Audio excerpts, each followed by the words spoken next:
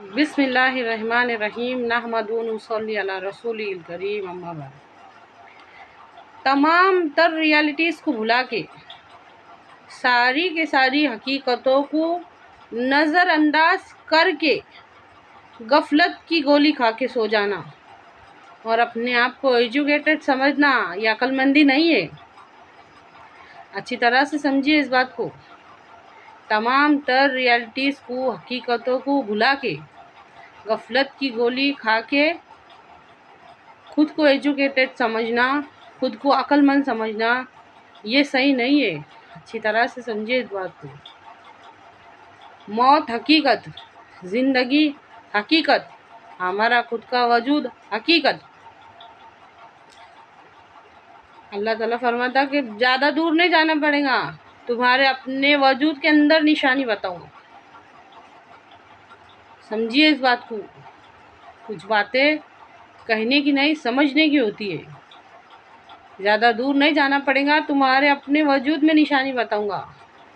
आँखों का देखना हकीकत, कानों का सुनना हकीकत, ज़बान का बोलना हकीकत, हमारा सांस लेना हकीकत, सोचना समझना हकीकत, हाथ का हलना, पाँव का चलना हकीकत हकीकत, हमारे जिस्म और रूह का मिलाप हकीकत।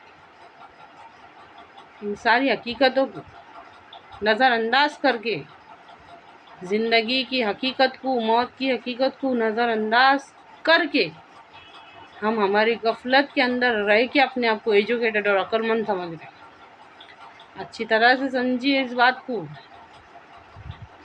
और सबसे बड़ी हकीकत के उसमें से कुछ भी हमने नहीं बनाए, ना हमने हमारे बच्चों का बनाए, ना हमारे वालिदैन ने हमारा बनाए। गौर करो इस बात के अंदर। ये किसने बनाया? बनाने वाले को नज़रअंदाज करके, दुनिया के चलाने वाले को नज़रअंदाज करके हम खुद को अक्लमंद समझेंगे और ये समझेंगे कि सब दुनिया आखिरत सब मेरी मुट्ठी में आ गई। हरगिज़ नहीं। अच्छी तरह से गौर कीजिए हर हकीकत पर और अल्लाह ताला की कुदरत पर गौर कीजिए। अच्छी तरह से गौर कीजिए।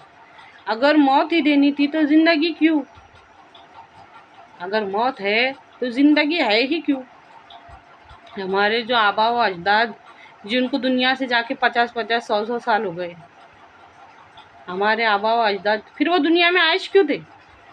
क्या ज़रूरत थी इनके आने की? ये खाने सोने मज़ा कराने के वास्ते दुनिया में भेजता अल्लाह ताला।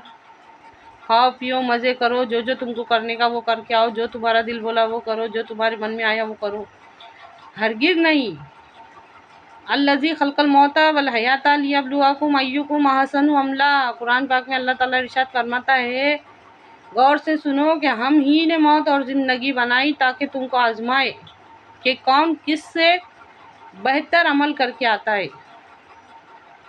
अच्छी तरह से समझो। मकसद नहीं मालूम होने की वजह से, मकसद से दूरी की वजह से, मकसद से हम इतने दूर है जैसे एक समंदर का एक किनारा दूसरे किनारे से दूर रहता, ऐसे आज हम मकसद से दूर है तो मकसद से उलट काम कर रहे।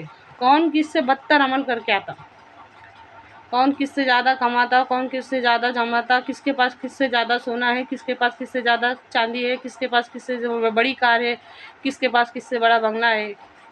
अच्छी तरह से समझिए इस बात को। इसके वास्ते नहीं आए हम दुनिया में।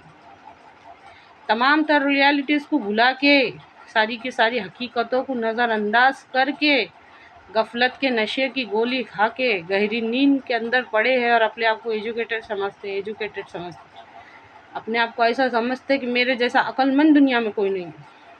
अच्छी तरह से गौर कीजिए इन सब बातों में, इन सारी हकीकतों में गौर कीजिए।